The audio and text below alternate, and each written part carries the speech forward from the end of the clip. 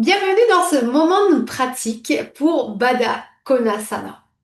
J'ai changé d'endroit, je me suis installée dans mon séjour pour vous dire que finalement je peux pratiquer n'importe où, même si vous avez un canapé assez large et que vous avez la flexibilité pour vous installer sur votre canapé, pourquoi pas? Vous voyez, dehors j'ai une chaise longue, j'aime bien aussi le faire sur ma chaise longue et sur ma terrasse.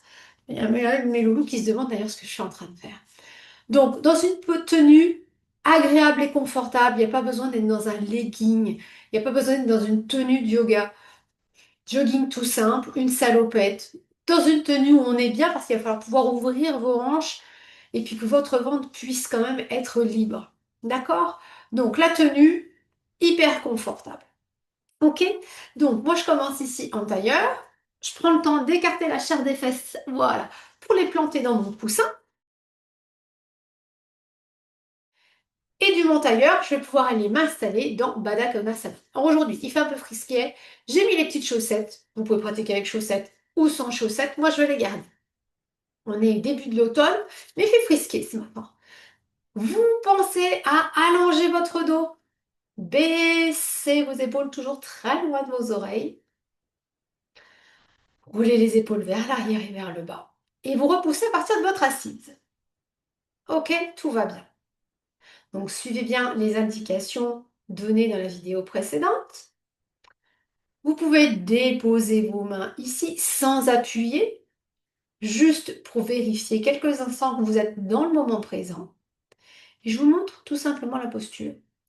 Vous allez étendre vos jambes devant vous. Alors, il y en a qui le pratiquent ici. Moi, j'avoue que c'est trop près pour moi. C'est en train vraiment de faire mal dans l'aine. Et puis, j'ai le dos là qui pend. Il n'est pas très à l'aise. Donc, je vais essayer de me reculer un peu plus pour vous montrer. Je vais juste aller chercher. Bon, mes pieds sont bien collés, hein. Ils sont pas comme ça, pas comme ça. C'est tout est collé et ça ne doit pas se décoller. Et je vais aller chercher la zone de confort, là où je suis bien. Là, je sais que j'ai mon Baddha Konasana agréable pour moi. Donc, je travaille mon ouverture de hanche. Surtout, je ne m'affaisse pas. Je relâche ni le haut, ni le milieu, ni le bas du dos. Je m'allonge et je prends ici toute la longueur au niveau de mon ventre. Ok? Donc, je ne viens pas faire ce genre de truc là qui force sur les articulations, c'est une horreur. Je laisse tout simplement mes genoux tomber. Si, si ça, c'est encore désagréable, vous prenez des coussins, des blocs de yoga que vous placez sous vos genoux. Là, j'en ai pas emmené avec moi. Ça, vous prenez ce que vous avez, un traversin, des coussins de votre canapé, ce que vous avez, une pile de pulls, peu importe, mais vous calez pour sentir que vous êtes soutenu. Ça, c'est la première version d'adaptation. Une fois que vous êtes bien soutenu, vous pouvez placer vos mains sur les épaules si c'est possible pour vous. Et puis, on va faire des petits mouvements pour travailler au niveau des fascias. Donc sur l'inspiration, je vais monter les coudes un tout petit peu et ramener mes genoux. Mes pieds sont toujours collés, hein, ça ne se décolle pas, hein. Sur l'expire, je vais redescendre. Donc ça fait le mouvement du papillon. Donc inspire, je monte. Expire, je descends. Ça, vous pouvez le pratiquer plusieurs fois selon vos disponibilités. Sans les bras, vous pouvez très bien prendre une autre mudra, par exemple Bhumi, pour essayer de vous ancrer.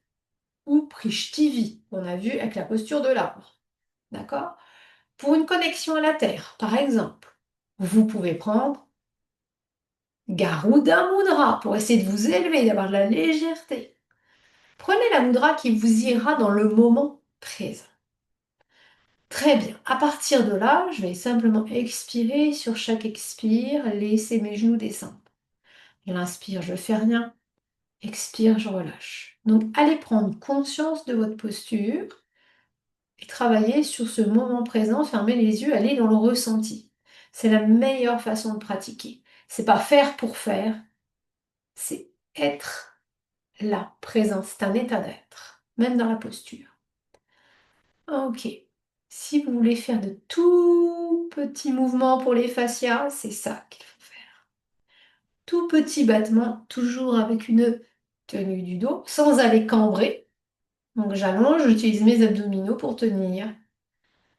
Et je fais des petits battements. Très bien. Donc ça, c'est une autre adaptation.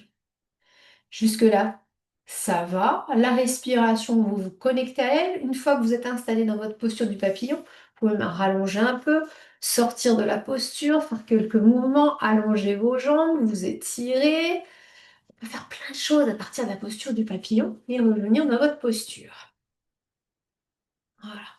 On peut même prendre la posture du papillon pour méditer ou pour aller faire quelques étirements, par exemple la demi-lune. Alors c'est pas maman les petits bateaux, je soulève les fesses, c'est je viens pousser la cage thoracique pour étirer tout le côté, j'éloigne les côtes du bassin, mon épaule est basse.